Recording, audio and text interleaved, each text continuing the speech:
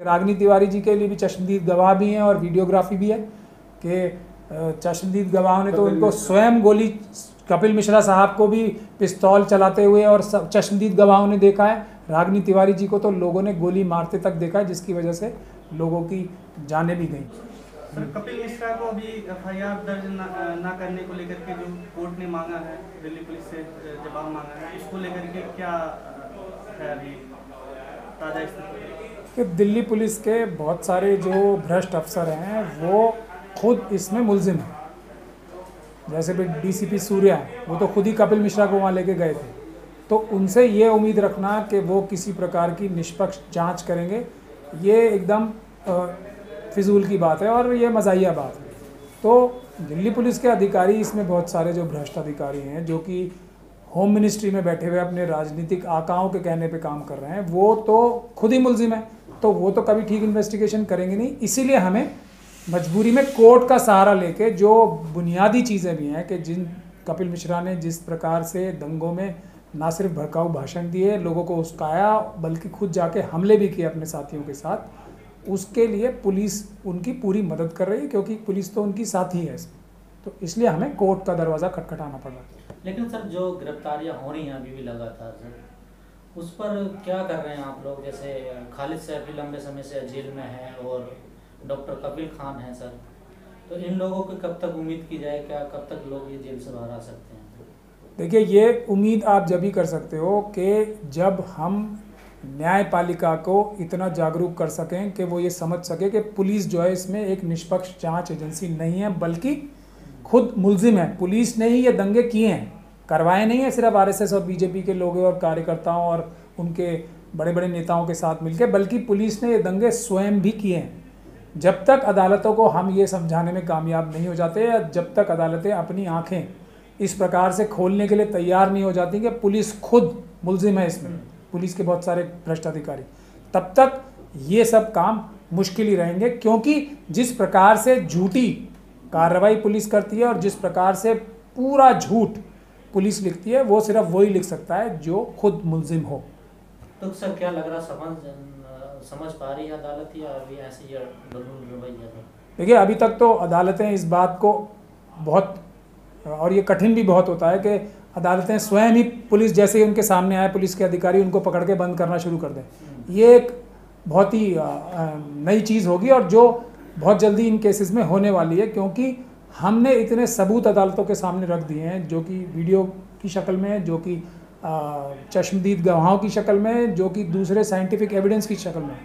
तो वो दिन दूर नहीं है जब अदालतें भी इतने सारे सबूतों की वजह से मजबूर हो जाएंगी, क्योंकि इतने ज़्यादा सबूत अदालतों के सामने होंगे कि वो इन भ्रष्ट पुलिस अधिकारियों को इन आरएसएस और बीजेपी के कार्यकर्ताओं और नेताओं से पहले ही जेलों में डालना शुरू कर दें। क्या लग रहा है, जिस तरह से कपिल मिश्रा और रागिनी तिवारी जैसे लोगों के बीच में भड़काऊ भाषण, भड़काऊ स्पीच देते रहे, क्या उनको भी जेल होगी? भड़काऊ स्पीचेज ही नहीं दिए। मैं आपको बार बार यही जो हमारे देश का भ्रष्ट मीडिया है वो बार बार, और जो हमारे देश के दूसरे जो नेता भी हैं जो नज़र आने में आरएसएस के साथ नहीं होते, वो बार बार इस बात को कहते हैं कि कपिल मिश्रा ने सिर्फ भड़काऊ भाषण दिए हैं। ये बात सरासर झूठ है।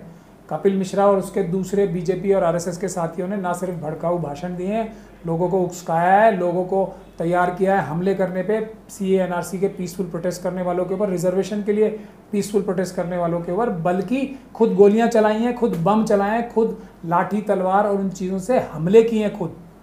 तो ये फ़र्क है दोनों में, सिर्फ उन्होंने भड़काऊ भाषण नहीं दिए। तो हमें इस बात के लिए बिल्कुल साफ तौर पे समझ लेना चाहिए, ये सभी लोगों ने पुलिस के अधिकारियों के साथ मिलकर हमले किए हैं, गोलियां चलाई हैं, लाठियां चलाई हैं, तलवारें चलाई हैं, बम चलाए, पेट्रोल बम चलाए। तो अब तक गिरफ्तार क्यों नहीं हुए? गिरफ्तार इसलिए नहीं हुए क्योंकि जिस तरफ इशारा हो रहा है कि दिल्ली पुलिस इस तरीके से खुल के ट्रंप की विजिट के टाइम पर ही क्यों ये हमले कराए गए और कैसे ये हमले पॉसिबल हुए, इससे भी एक चीज़ बहुत साफ खुल के आ रही है कि जो बीजेपी की जो गवर्नमेंट है इस वक्त, उसमें भी आपस में अब सत्ता के लिए बहुत बड़ी आपस में जंग चल रही है। तो जो होम मिनिस्ट्री जो पुलिस को इस्तेमाल कर रही थी, होम मिनिस्ट्री के राजनीतिक आका, वो ट्रंप साहब की विजिट क्यों चुनी उन्होंने? कपिल मिश्रा को वहाँ पुलिस के संरक्षण में भेजने के लिए। तो इससे साफ जाहिर होता है कि आपस में भी ज़बरदस्त प्रधानमंत्री के पद को लेकर खींचतान चल रही है। एक जो पक्ष है, जो होम मिनिस्ट्री जो दिल्ली पुलिस को कंट्रोल करती है, उसके माध्यम से पूरी दुनिया को ये दिखाना चाहता था कि जो दिल्ली देश की राजधानी है, वहाँ भी प्रधानमंत्री साहब जो हैं हमारे मोदी जी, वो न्याय व्यवस्था को ट्रम्प साहब की विजिट के दौरान भी एक ठीक रखने में समर्थ नहीं है। मतलब उनकी प्रधानमंत्री होने की काबिलियत पे सवाल उठाए जा रहे थे दिल्ली पुलिस के कार्यकलापों से। तो आप लोग खुद समझ लीजिए कि होम मिनिस्ट्री का पॉलिटिकल मास्टर कौन है और कौन प्रधानमंत्री की छवि खराब करने के लिए डीसीपी को कपिल मिश्रा साहब के साथ भेजता है। अब क्या लग रहा है, दिल्ली दंगों पर जो हुए थे, जो दिल्ली में जो हमले हुए थे, इन पर किन किन लोगों के चेहरे से नकाब उतरेगा और कौन कौन जेल जाएंगे? देखिए, जिन लोगों के खिलाफ बहुत ही पुख्ता और मजबूत सबूत हैं, वो हैं सतपाल सांसद जो हैं बागपत से बीजेपी के एमपी हैं, उनके खिलाफ, और वो तो कमिश्नर ऑफ पुलिस रहे हैं मुंबई के, तो उनको तो वैसे भी वहाँ भी अगर आप देखा जाए तो गैंग्स की राजनीति जो है, जो अंडरवर्ल्ड के गैंग्स होते हैं उनमें वो बहुत एक्सपर्ट है, उसमें कैसे पुलिस को इस्तेमाल करना है, वही रोल इनका यहाँ भी इन हमलों में चश्मदीद गवाहों की माध्यम से आया है। दूसरा, एक नंदकिशोर गुर्जर साहब हैं, वो एमएलए हैं बीजेपी के यहाँ नोली से, उनका तो वैसे भी दूसरी गतिविधियों में भी नाम आता रहा है। जो 200 एमएलए बीजेपी के साथ बगावत कर रहे थे, उसमें भी वो मतलब इस प्रकार के गतिविधियों में लिप्त रहते हैं, वो भी इस प्रकार की। और उसके अलावा जो एक हमारे यहाँ जगदीश प्रधान हैं, वो बीजेपी के टिकट पे एमएलए का चुनाव लड़े थे। मोहन सिंह बिष्ट हैं जो एमएलए हैं, और भी कई व्यक्तियों के नाम एकदम डायरेक्ट आ रहे हैं। एक कॉरपोरेटर साहब भी हैं, उनके सीधा नाम आ रहे हैं।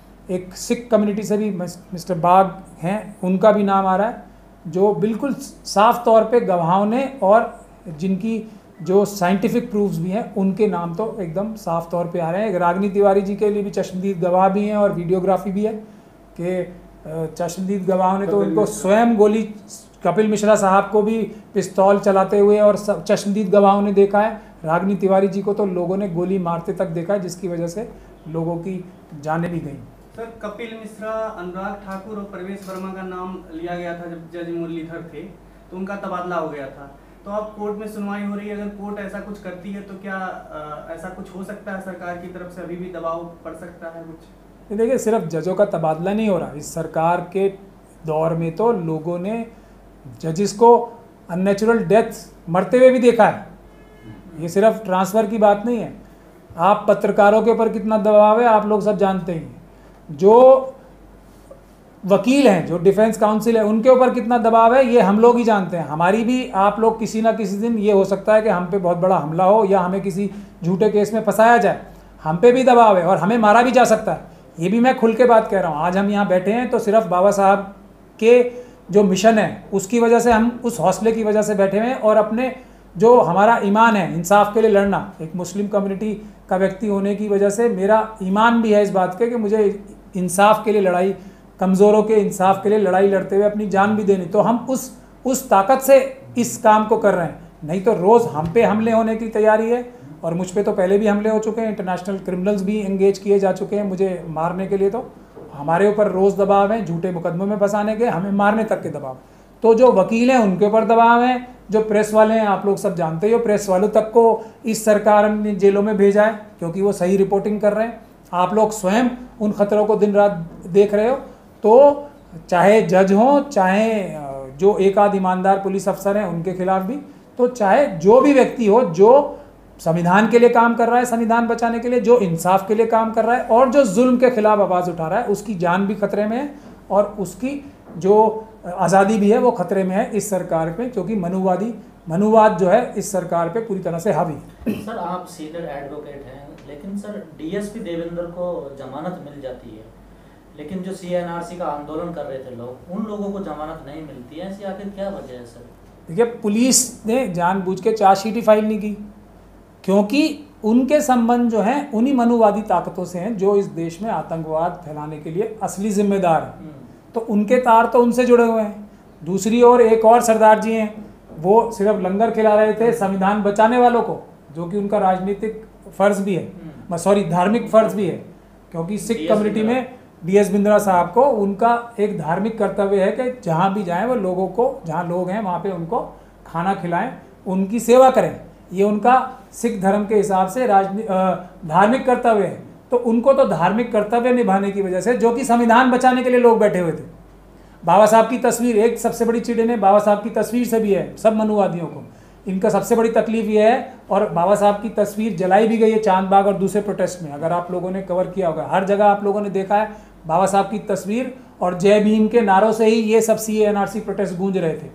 तो ये उनको सबसे बड़ी चिंता है कि मुस्लिम कम्युनिटी कर रही है। तो DS बिंद्रा साहब को लंगर खिलाने पे मुलजिम बनाने की चेष्टा हो रही है। और जो पहलगांव और दूसरी जगह कश्मीर में इतने बड़े बड़े आतंकी हमलों में शामिल होने के एलिगेशन जिनके ऊपर हैं, उन्हें जो पुलिस के अधिकारी हैं, उन्हें जानबूझ के पुलिस जो है स्पेशल सेल, यही स्पेशल सेल जो बिंद्रा साहब को पकड़ना चाहती है, उनके लिए चार्जशीट फाइल नहीं करती 90 दिन बाद तक, ताकि वो आराम से छूट जाएं। और उसकी एक वजह ये भी है कि जो हमारे DSP साहब है सरदार जी, वो अपने जो प्रिंसिपल्स हैं वो भी बता सकते हैं ना कि कौन कौन से मनुवादियों ने उनसे ये कार्य कराए थे बम ब्लास्ट कराने के कश्मीर में।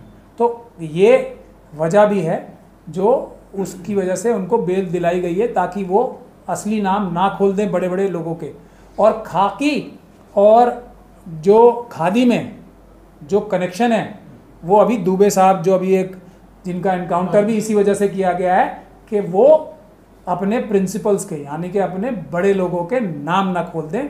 तो ये कनेक्शन पुलिस का क्या रवैया है, ये मिस्टर दुबे की हत्या जो हुई है, अभी जो पुलिस द्वारा हत्या हुई है एक इतने बड़े अपराधी की, उससे अब ये किसी को कोई शक व शुबा नहीं रह जाना चाहिए कि पुलिस इस मनुवादी तंत्र में किस प्रकार से काम करती है और किस प्रकार का काम करने में सक्षम है। इस बारे में अब किसी को कोई शक नहीं रह जाना चाहिए कि पुलिस गुंडा बन के काम कर रही है। इस मनुवादी तंत्र में खुद गुंडा बन के काम करती है। कह रहे हैं कि आपके माध्यम से हम ये भी कहना चाहते हैं कि जो भी हमारे अम्बेडकरवादी वकील हैं वो हमारे से कांटेक्ट करें, ताकि हमें बहुत ज़्यादा ज़रूरत है, क्योंकि हमारा ऑफिस अभी अकेला पड़ रहा है। चारों तरफ से हम पे हमले भी हो रहे हैं, चारों तरफ से हमें धमकियां भी मिल रही हैं और हमारे पास जो वर्किंग हैंड्स हैं वो भी बहुत कम है। तो हम आपके माध्यम से ये भी गुजारिश करते हैं, क्योंकि हम ये सब काम जो है फ्री में कर रहे हैं, बगैर किसी से भी एक भी पैसा लिए। ना तो हम जो विक्टिम्स हैं उनसे पैसा ले रहे हैं और ना ही हम किसी और से, किसी संस्था से पैसा ले रहे हैं बाहर से। तो हम ये चाहते हैं कि वकील जो हैं हमारे अम्बेडकरवादी वकील हमारी सहायता करें इसमें, और हमारे साथ मिलके अगर ये लोग भी हमारी सहायता करेंगे तो आप देखोगे कि और भी बहुत सारे जो मजलूम लोग हैं वो आके हमें अपनी कंप्लेंट्स करते हैं जो हैं वो हमें कोई ख़ास इनकरेजिंग रिजल्ट्स अदालतों से नहीं मिल रहे हैं, जबकि इतने ज़्यादा सबूत मौजूद हैं अदालतों के सामने।